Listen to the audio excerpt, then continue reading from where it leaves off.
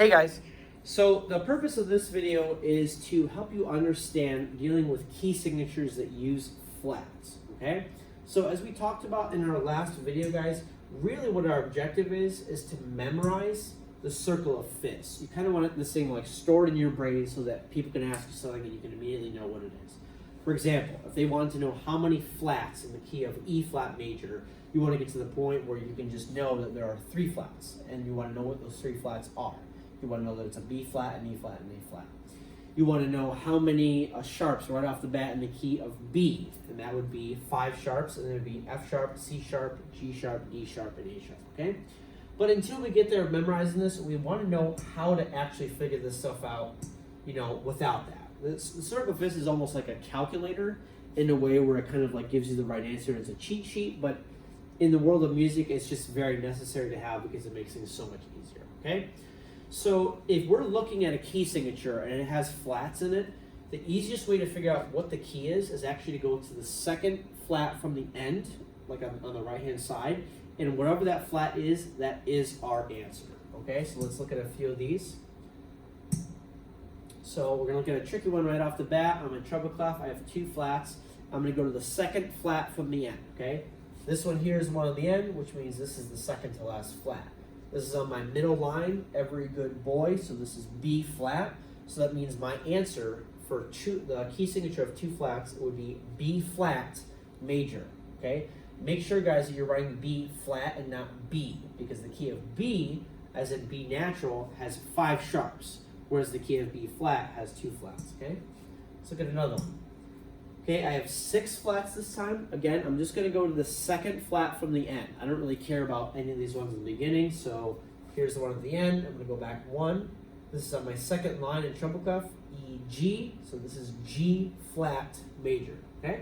It's pretty simple. It's a lot easier than sharps. You don't have to go up or down or count on the piano or anything like that, okay? Let's look at this one. I have 3 flats. I'm going to go to my second one from the end. Here's the one on the end. Here's the one second to the end. That's on my E space, F-A-C-E. The key of 3 flats is E flat major. Make sure you're putting it as E flat and not the key of E, okay?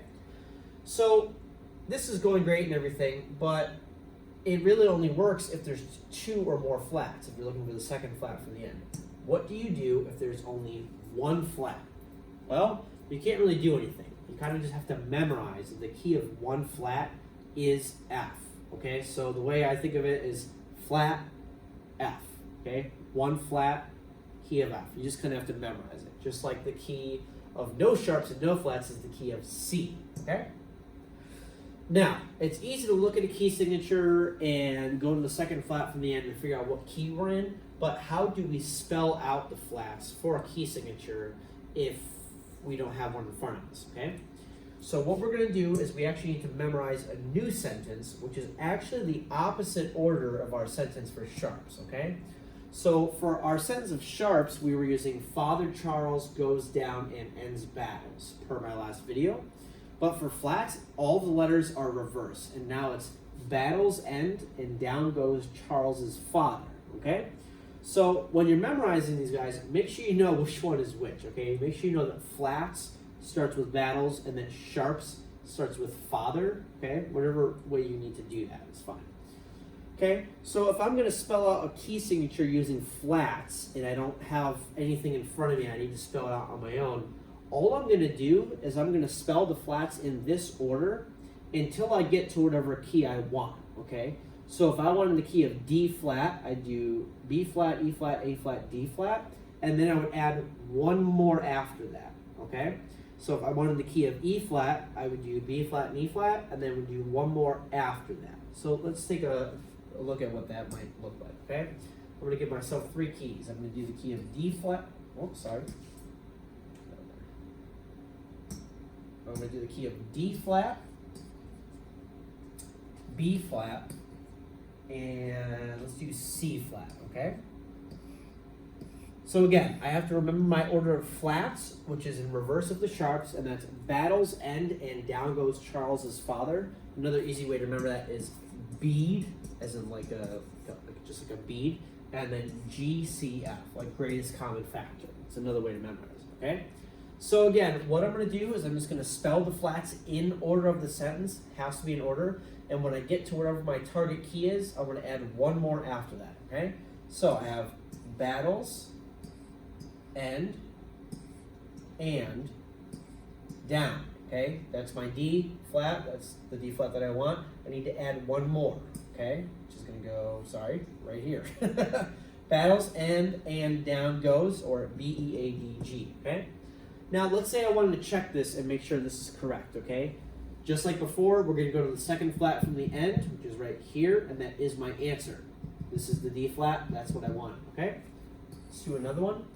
In the key of B flat, same thing. I'm going to spell the flats in order of the sentence. Battles, end, and down goes Charles's father, until I get to B flat, and then I'm going to add one more, okay? So, actually, my first flat is a B flat, okay? I can't leave it like that. I have to do one more because I want the key of B flat. The next flat after B is E. There's my E flat. I'm done, okay? So the last one, the key of C flat major. So I'm going to spell all the way to C and then add one more, okay? So battles, end, and down goes Charles. That's a C flat. It's Charles' father, right there. Bam, okay? Key of C flat has 7 flats. Sure enough, if we wanted to check this, we just go to the second flat from the end, which would be right here. That is a C, F-A-C, C flat, okay? Let's do a few of these on musictheory.net just to check and be sure, and then we should be all set. I don't know if there's anything left in this. Great. So, great, we got the tricky one right off the bat. If we're going to look at a key signature with flats and figure out what key we're in, we have to go to the second flat from the end. But if there's only one flat, we have to remember that this is the key of F, okay? The key of F has one flat. Flat, F. Fs. Remember that, okay? This one, pretty easy. We just go to the second flat from the end. Right there. That is the answer. It is G flat, because that's the second line, okay? Second flat from the end is going to be E flat. That is my key. Second flat from the end is B flat. That is my key. Let's do one more. Okay, second flat from the end is A flat right there. That is my answer. Okay, we're going to do one more that we have to spell out. Let's do the key of. Let's do the key of D. Let's do G flat. Okay, we're going to do the key of G flat. Okay. So I'm going to spell the order of flats, which is battles, end, and down goes Charles's father, until I get to the G flat in that sentence, and then I'm going to add one letter. Battles, end, and down goes. There we go. That's my target. G flat, G flat. I have to add one more. Battles, end, and down goes Charles's. That's my last one right there. Okay? Key of G flat has 6 flats. Boom. Okay? One thing, guys, I didn't cover in the last video that we need to talk about really quick is the idea that the order of sharps and flats for key signatures is extremely important, but it also changes not the order, but the shape when you're dealing with bass clef, okay? So you need to make sure you're reading the questions carefully on any tests and exams and that you know you're doing the right thing, okay? So let's do a thing right here. If I'm in treble clef, okay,